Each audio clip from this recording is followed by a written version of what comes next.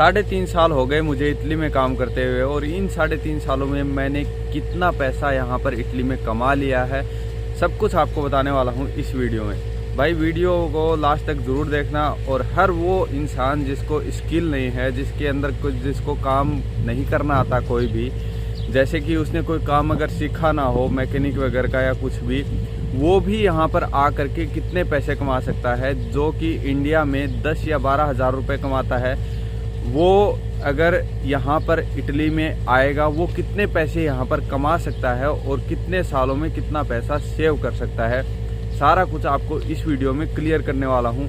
तो वीडियो को आप लास्ट तक ज़रूर देखें, और अगर आप चैनल पर नए हैं तो चैनल को ज़रूर सब्सक्राइब कीजिए, क्योंकि ऐसे ही इन्फॉर्मेटिव इटली से रिलेटेड, यूरोप से रिलेटेड वीडियोज़ मैं आपके लिए बनाता रहता हूँ। तो चैनल को अगर आप सब्सक्राइब करेंगे तो आपको हर एक वीडियो दिखाएगा चैनल।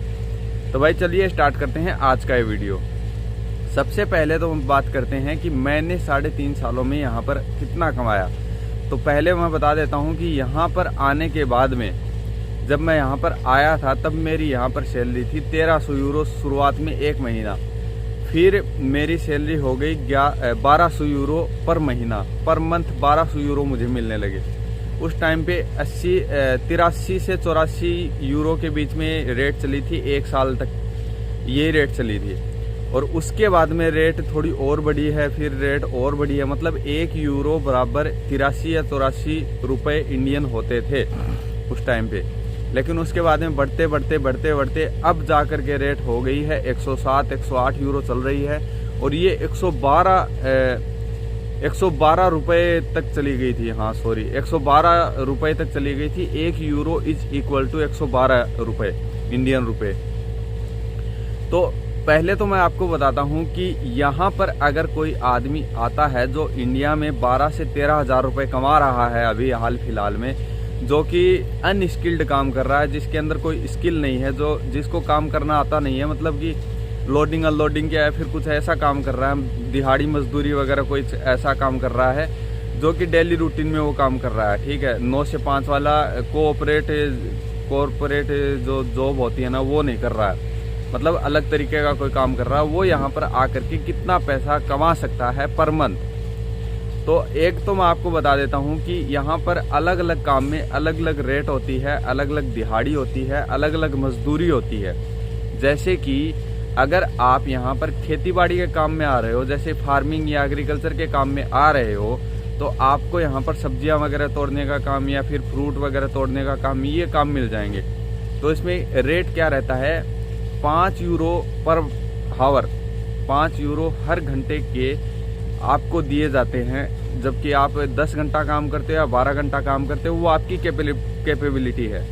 तो 8-9 घंटा तो काम करवाएगा ही करवाएगा। उसके बाद अगर आपकी मर्जी है, आप और ज़्यादा काम करना चाहोगे, जाहिर सी बात है भाई, अगर आप यहाँ पर आ रहे हो इतनी दूर, तो आप कोई काम करने के लिए आ रहे होगे, तो आप यहाँ पर जो भी काम करोगे ना, उसका आपको पर घंटे के हिसाब से 1 घंटे में 5 यूरो के हिसाब से मिनिमम मिलेगा ही मिलेगा खेतीबाड़ी में अगर आप आ रहे हो तो खेतीबाड़ी में जैसे कि यहाँ पर कुछ मालिक ऐसे भी होते हैं जिनको काम तो बहुत ज़्यादा होता है, लेकिन वो जल्दी फास्ट करना पड़ता है, मतलब कि कुछ 1-2 महीने में ही उसका काम ख़त्म हो जाता है, तो उनको प्रॉफिट भी ज़्यादा होता है। वो मालिक ऐसे होते हैं जो आपको 6 या 7 यूरो मैक्सिमम दे सकते हैं घंटे के हिसाब से।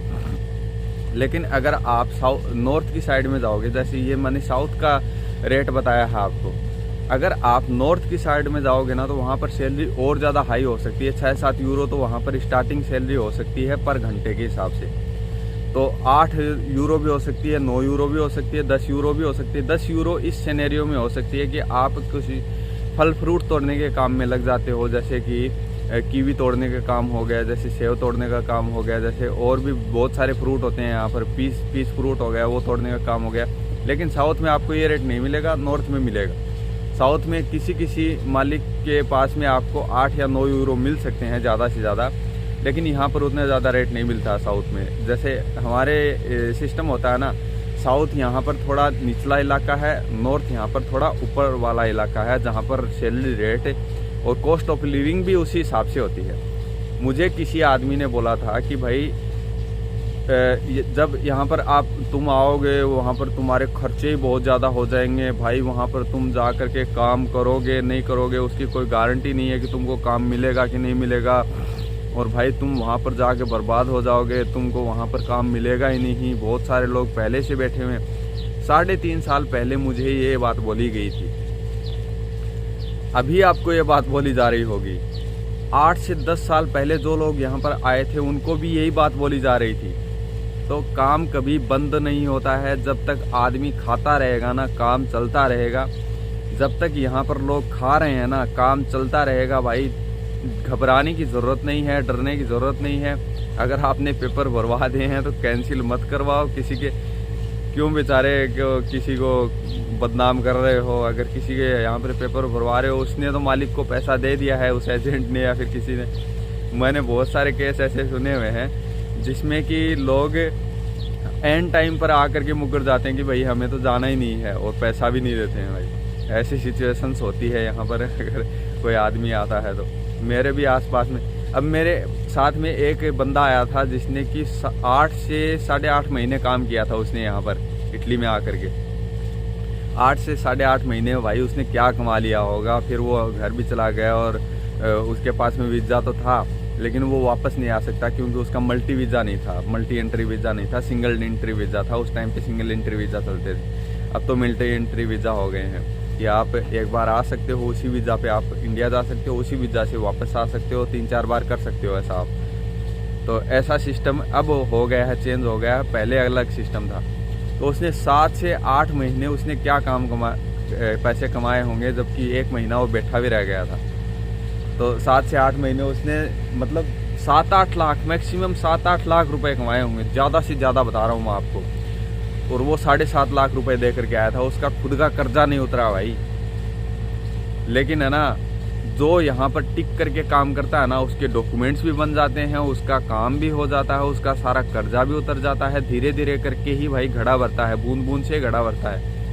जब आप ऐसे सोच करके आओगे कि भाई जाते ही हमें तो 4-5 लाख रुपए सैलरी मिलने लग जाए, हमें तो बैठे बैठे काम मिल जाए, भाई मिलेगा ही नहीं। जब तक लैंग्वेज नहीं सीख लेते, जब तक आपके पास में पूरे डॉक्यूमेंट्स आपके हाथ में नहीं होते, जब तक आपके पास में कोई स्किल नहीं आ जाता है, कोई काम करने का स्किल नहीं आ जाता, तब तक आप भाई यहाँ पर यूजलेस हो।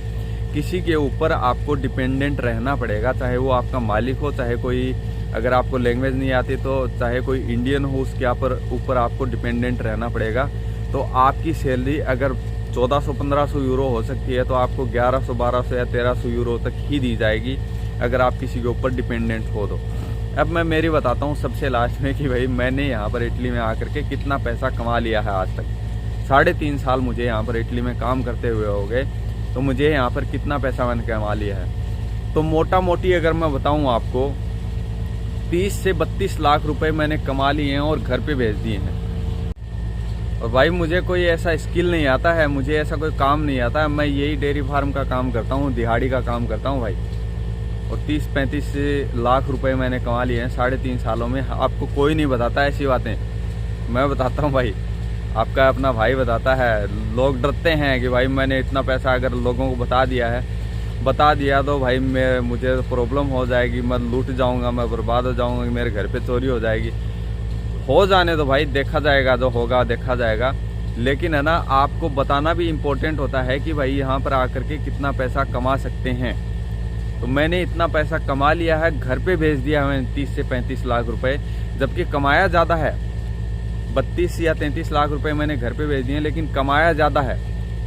तो यहाँ पर भी खर्चे हो जाते हैं। वो बात एक सही है कि यहाँ पर खर्चे भी उसी हिसाब से हैं, लेकिन सैलरी भी उसी हिसाब से।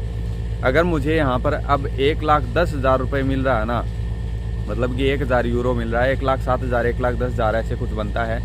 तो इतना अगर मुझे बन रहा है, मैं कमा रहा हूँ, तो भाई 10,000 12,000 रुपये मेरे यहाँ पर खर्चा हो जाता है, जबकि मैं यहाँ पर डेयरी फार्म में रहता हूँ। और अगर आप किसी खेतीबाड़ी के काम में रहते हो या फिर कोई और काम करते हो जिसमें आपको रूम नहीं दिया जाता, तो आपको रूम रेंट भी खुद ही देना पड़ेगा। तो रूम रेंट का भी है ना, मिला करके 300 के आसपास से आपका खर्चा हो जाएगा। 300, 325, 350 मान लो ज़्यादा से ज़्यादा।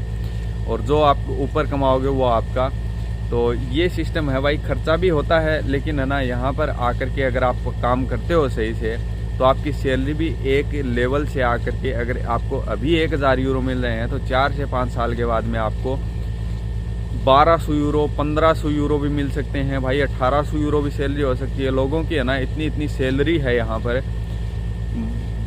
2-2.5 हज़ार यूरो कमा रहे हैं भाई यहाँ पर, मतलब 2-2.5 लाख रुपए कमा रहे हैं लोग यहाँ पर। और ये हकीकत है, मैंने देखा है, अपनी आंखों से देखा है भाई, मैं झूठ नहीं बोलता हूँ, मैंने अपनी आंखों से देखा है। आपको कोई नहीं बताता ये बातें, मैं बताता हूँ भाई। तो आप अगर इस चैनल पर नए हैं तो चैनल को ज़रूर सब्सक्राइब कीजिए, ताकि ऐसी ऐसी बातें मैं आपको हर एक वीडियो में बता सकूँ, ताकि आपको है ना यहाँ पर आने के लिए मोटिवेशन मिल सके, आप अपने घर के लिए कुछ कर सको भाई। यही था मेरा आज का वीडियो। आई होप आपको वीडियो पसंद आया होगा। तो अगर आपको वीडियो पसंद आया, वीडियो को लाइक ज़रूर किया करो, शेयर ज़रूर किया करो। सब्सक्राइब तो बाद में करो, चाहे ना करो, आपकी मर्ज़ी है, लेकिन लाइक और शेयर ज़रूर किया करो, ताकि और लोगों को भी तो दिखाए। आप अकेले अकेले देख करके उसको लाइक भी नहीं करते हो, कुछ भी नहीं करते हो, तो और लोगों को तो दिखाए ये वीडियो भाई। मिलते हैं आपसे अगले किसी वीडियो में, तब तक के लिए take care and bye bye.